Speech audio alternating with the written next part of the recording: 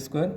Then our next step will be we have to find P effective so that we can equate this SB with factor of safety into P effective. Okay, so our third step will be effective load. Okay, so it is nothing but P effective.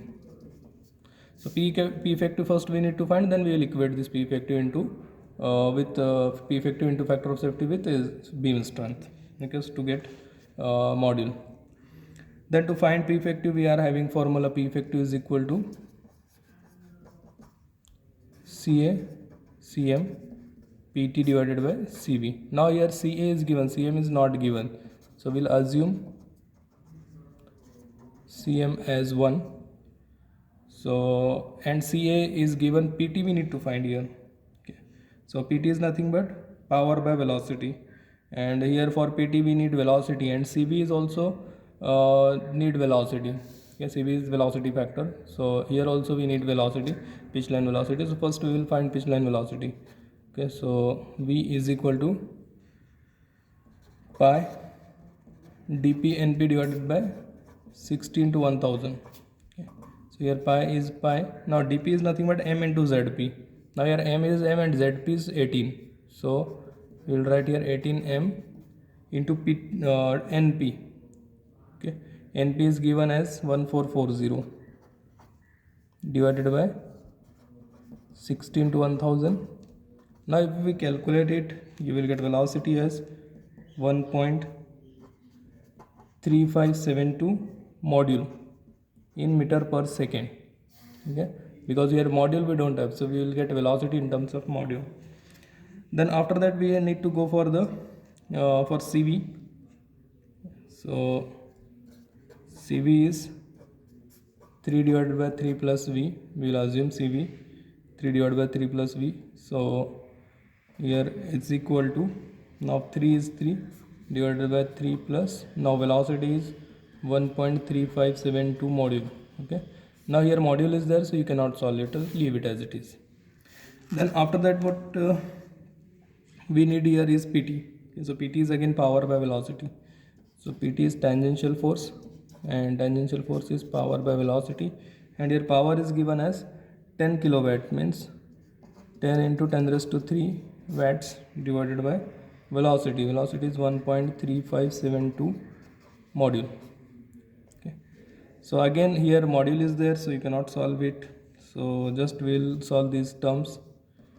So after calculation you will get 7368.1 divided by module in Newton. Okay, so this will be a tangential force. Then after getting all these, we will put all these values in the formula of P effective. Okay, so we'll get P effective is equal to, now CA is given as 1.5, CM we have assumed as 1, and PT we are having this 7368.1 divided by M divided by here CV. So CV is 3 divided by 3 plus 1.3572 M. Okay, now we will simplify this 1.5 into 1 into this divided by 3. Okay, so whatever we can solve, we will solve that part, and we will simplify this equation as 3684.05 in bracket, this complete bracket will come in numerator. Okay, 3 plus 1.3572 M in bracket. So I will write here is equal to 3684.05 in bracket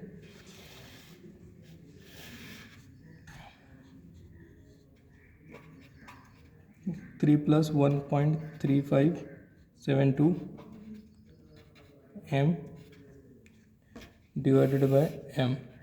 This M will be as it is here. Okay, now after this you don't need to solve again, leave it as it is. Then after this, now after getting P effective, our next step will be you have to equate P effective into factor of safety with beam strength. Okay, because wear strength here you don't need to calculate wear strength, and you don't need to compare whether the beam strength is smaller or wear strength is smaller, because to calculate wear strength you need BHN, but BHN is not given. You have to suggest the value of BHN, so that's why we are not calculating here beam wear strength. Okay, so directly we will equate this beam strength with factor of safety into P effective, beam strength with factor of safety into P effective. Okay, so our next step, fourth step, will be equate beam strength with factor of safety into P effective. Okay, so beam strength we have calculated here. Okay, so beam strength is this calculated we have here.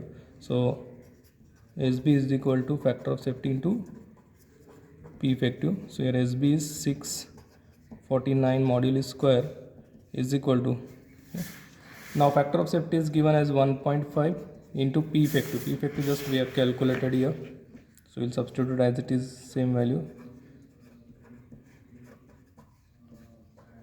3 plus 1.3572 m divided by m. Okay, sorry. So this will be, after putting the values, this will be the your equation. Then you can simplify this equation again. This module will come here, it will become module cube. This 694 will come here, so 1.5 into this divided by 694. You can calculate, and you can open bracket also. Okay, so after solving these complete things, okay, you can solve it at your method, but your final equation should be like this.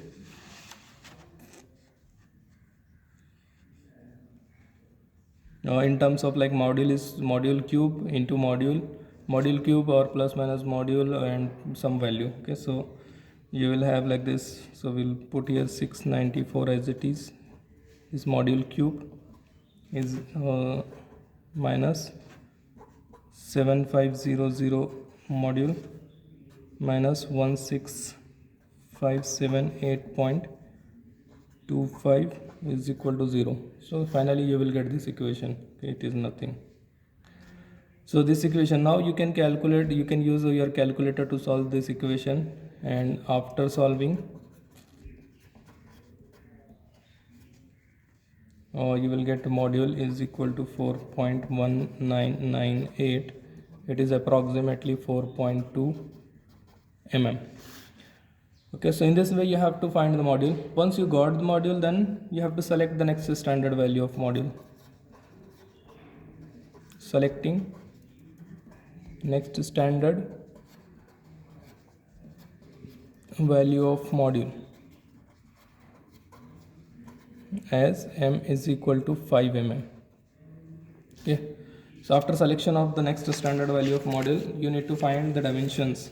Okay, so dimensions of the gear pair. So your fifth step will be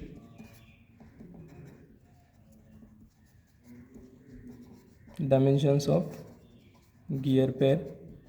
Okay, so I am writing the dimensions whatever we need for the calculation. So again here module is 5 mm, then after that dp is equal to m into zp. Now m is 5 and zp is 18, so you will get 90 mm. Now dg is m into zg, but zg we don't have. Okay, so we need to first find zg. So we are having I is equal to zg by zp. Okay, now here I is given as 4:1, means 4. So 4 into 18 is equal to zg. Okay, so from this you will get zg 72. Okay, so we'll put here 5 into 72 is equal to 360 mm. Then face width we have assumed as 10 module, so 10 into 5 is equal to 50 mm. Okay, so in this way all dimensions you can write here.